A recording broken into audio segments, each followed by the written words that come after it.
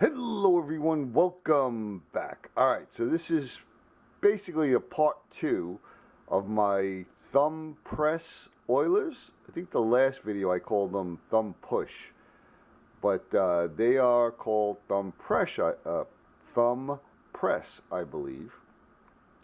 I like pump oilers, but I think if you say pump oilers, it's like the ones with the trigger, but hey, it is what it is. Whoever knows the proper name, leave me a comment below. So, I've actually had these soaking overnight. So this video, I'm going to try to not make it 4 days long.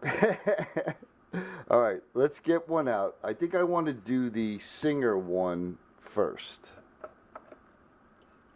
Boom, got it.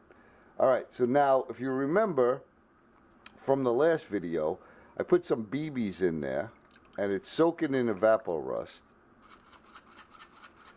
And I did this probably every couple hours to loosen up any gunk and rust that was on the inside. So now I dump everything out, get all the BBs out.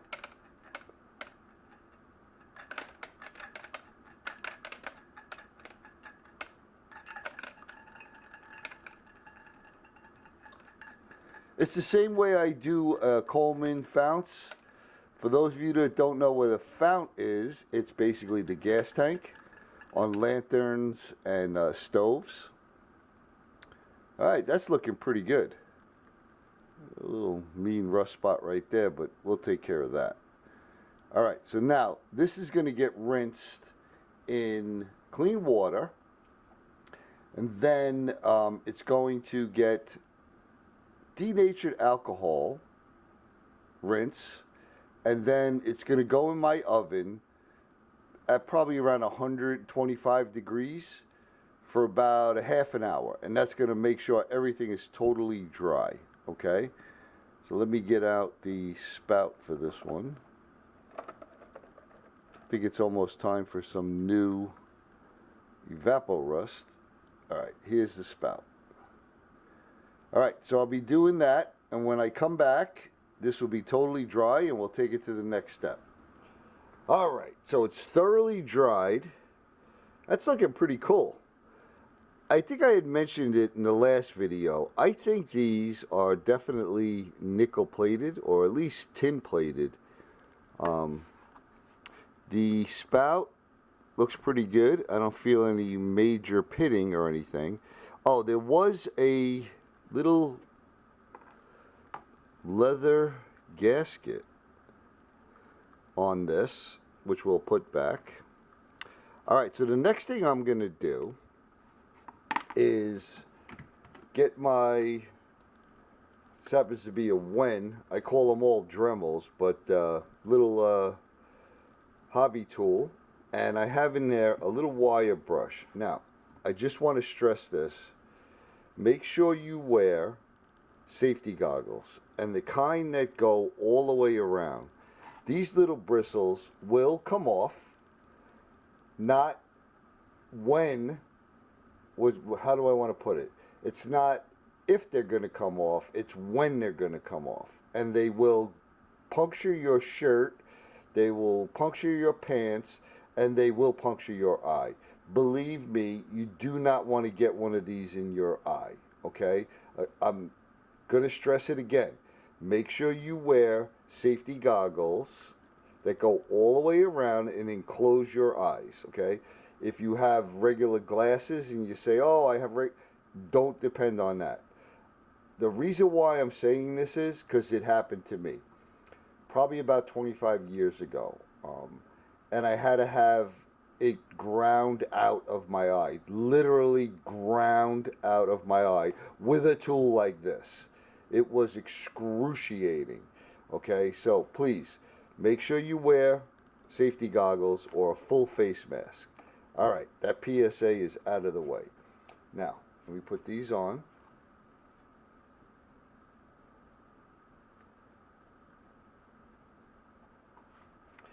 And I'll just give you a little demo on this. Keep it on a very, very low speed, okay? It helps if you plug it in.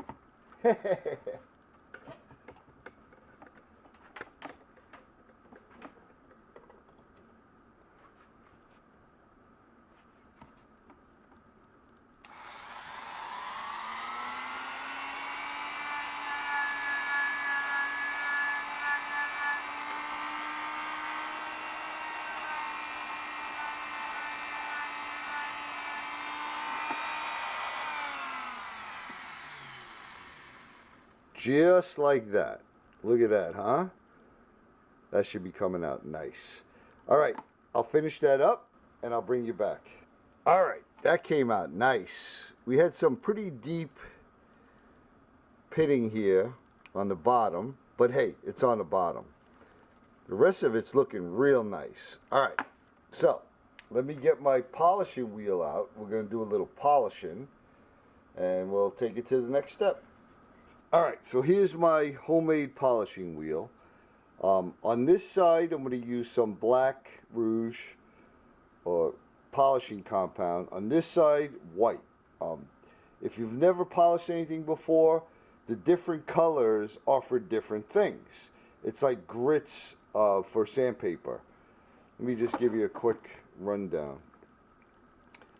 So, emery cake black for heavy cutting action, rust and scale, triple E brown buffing aluminum pewter brass, white stainless steel cast brass aluminum chrome, nickel plated metals and other hard ferrous metals, red bright luster on silver plate, gold, sterling and other precious metals. I also have a green compound that's really fine. I use that to sharpen or hone or whatever you want to call it, knife blades. So what we're going to do is, I have some black on here. It's pretty well worn in, so we're going to give it a quick run on that, and then we're going to come over to this side with the white, even though it looks black, because as you start using it, you're going to get some of the nickel and stuff's going to rub off. All right, so I'll give you a little demo of this.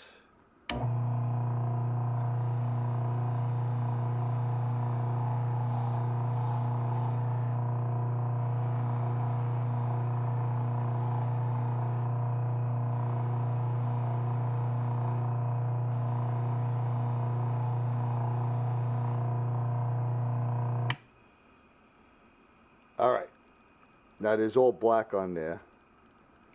So I'll do that, I'll wipe it off, and then I'll go over to the white side, and when that's done, I'll bring you back. All right, so that initial polish is done. Now we're going to use some Mother's Mag and aluminum polish. One of the greatest inventions in the world if I can get the cover off. All right. So just have some cut up t-shirt material. Just get yourself a little and start polishing. Now you will see black or grayish come off of there. And just go around the whole thing.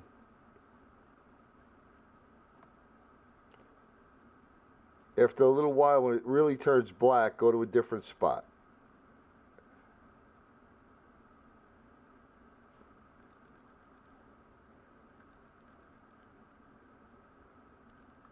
All right, let me finish that and I'll bring you back. All right, so that came out really nice.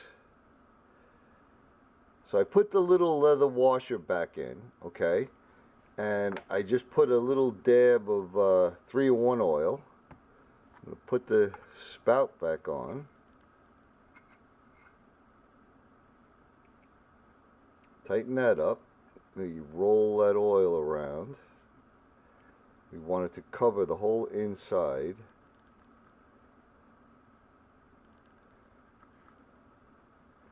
Let me get a used one. And let's check it out.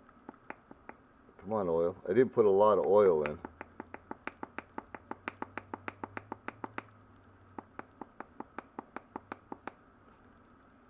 Maybe I didn't put enough oil in. got distracted.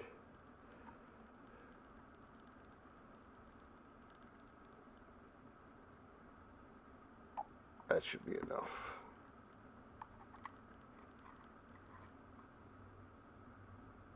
Get a little on the outside too. Give it a little protection. Now I got to wipe my hand.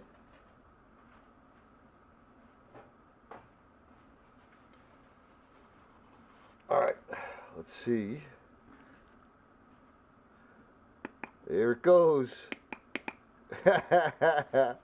Like I didn't think it was gonna work. Alright, well that is the Singer, and I guess it's I'm just gonna call it a little pump oiler. And like I said, I think I mentioned it in the last video, I'm not sure if I did this video, that this one, according to, I think it was Mary Pickens, did some kind of sewing book, somewhere around the 20s or the 30s. So we're looking at about 100 years old. Alright, so now, on to the next ones. I'll pick one out. I'll do the same thing I did with this.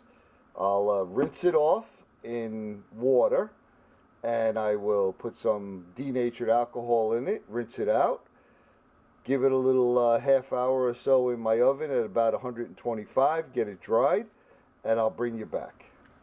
Quick update. I have the other two that were painted that I know what color they were, the coppery color. They're painted with the first coat. They're drying. This one is rough. Do you see all those pits in there? The bottom is not bad, but man, it's got a beautiful, I guess for lack of a better term, a bung on top that's made out of brass.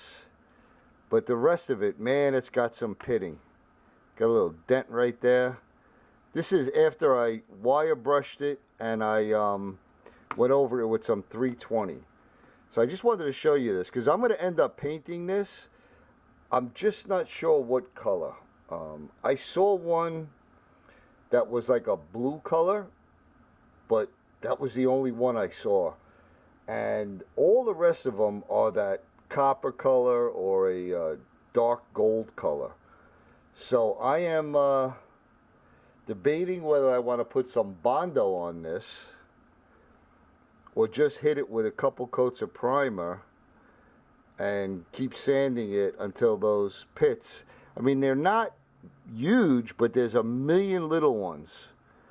So I haven't decided yet what I was going to do. I was thinking of possibly a two-tone. Paint the bottom blue and the top silver, or the whole thing silver. I don't know.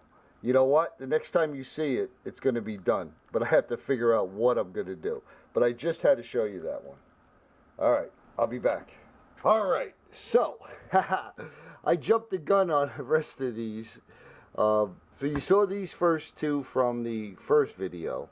You saw me finish this little Singer here. And I had the rest of these three in the Evapo-Rust, which I did the same exact thing I did with this one.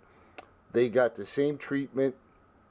They were Evapo-Rust, wire brush, and then the difference was these, well, the third one you don't see, but these three were painted. And I had mentioned that I wasn't sure what color I was going to do this last one because it had some pretty heavy pitting in it. But I ended up doing a little Bondo on it, some glaze, got it in pretty decent shape. So put a comment down below before you see it. What color did I make it?